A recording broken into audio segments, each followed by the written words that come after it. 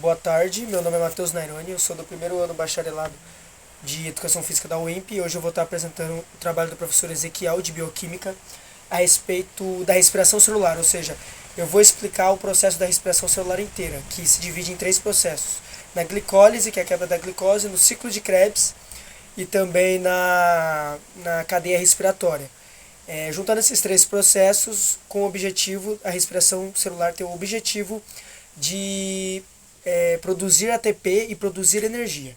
Eu vou começar falando a respeito da glicólise, que é a quebra da glicose, que nela nós vamos ter a glicose, que é o C6H12O6, onde nós temos 6 moléculas de carbono. E o objetivo é produção de ATP. Ou seja, nessa parte que tem 6 carbonos, esses 6 carbonos terão que ser quebrados numa fase que é chamada de fase de investimento da glicólise. Onde para esses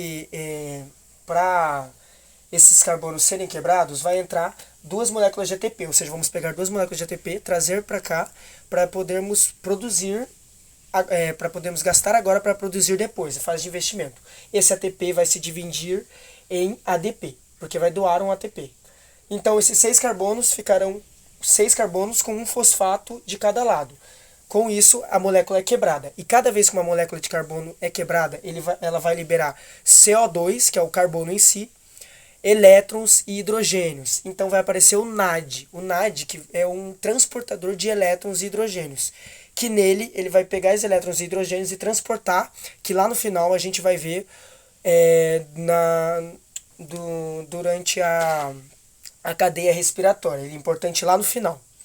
Nisso, vai ser quebrado em duas moléculas, com 3 carbonos cada uma e 2 fosfatos. Lembrando que são duas, não uma. Então serão 3 carbonos e 2 fosfatos, liberando hidrogênios e elétrons que vão ser pegados pelo NAD. Só aí já juntamos 2 NAD, que viram NADH.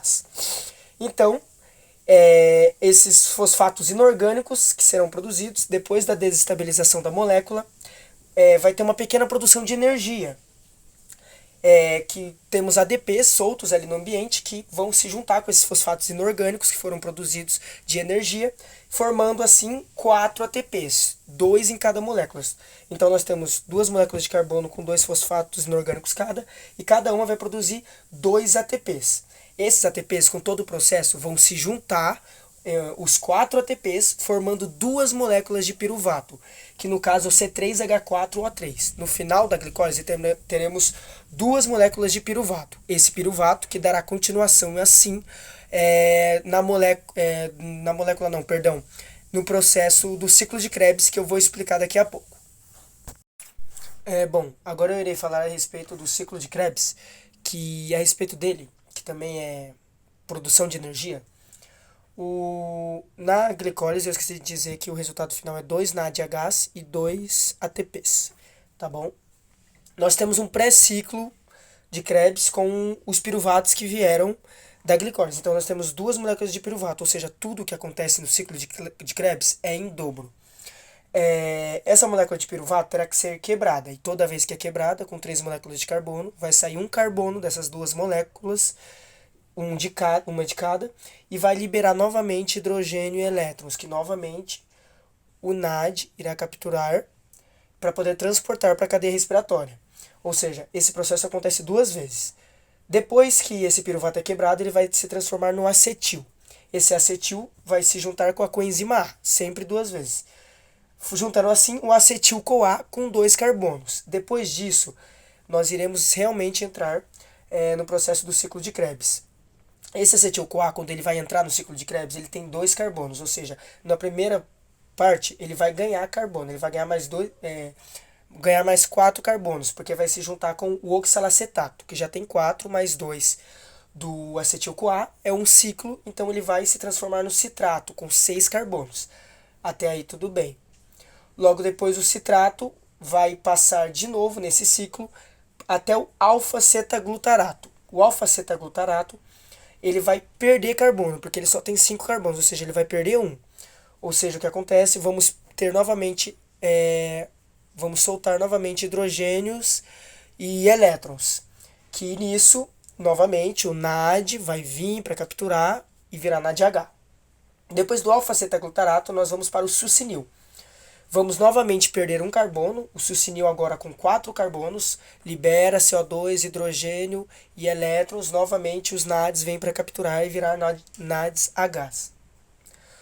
Logo depois do succinil, com seus 4 carbonos, vamos para o succinato. Dentro da molécula do succinato vai aparecer um fosfato inorgânico, que vem ali do ambiente. Esse fosfato inorgânico ele vai ser capturado pelo GDP, que é a guanina difosfato. Quando ele tem, que é uma nova molécula que vai aparecer aí no ciclo de Krebs. A guanina de fosfato, ela vai capturar esse fosfato inorgânico do succinato, que tem 4 carbonos, formando assim a guanina trifosfato, o GTP. Logo depois de GTP, tem todo o processo, o GTP se transforma em ATP. Até aí, já conseguimos formar mais uma molécula de ATP dentro do ciclo de Krebs. Depois disso, nós vamos do succinato com 4 carbonos para o fumarato, onde vai ter uma perca de elétrons e hidrogênios, mas não de carbonos nessa parte. Onde o FAD vai vir para capturar esses elétrons e hidrogênios que foram soltos. O FAD, que é meio que muito parecido com o NAD, mas ele também conta para transportar elétrons e hidrogênios. De FAD vai para o FADH. Depois nós vamos para o fumarato, com seus 4 carbonos, aí não perde mais carbono no ciclo de Krebs.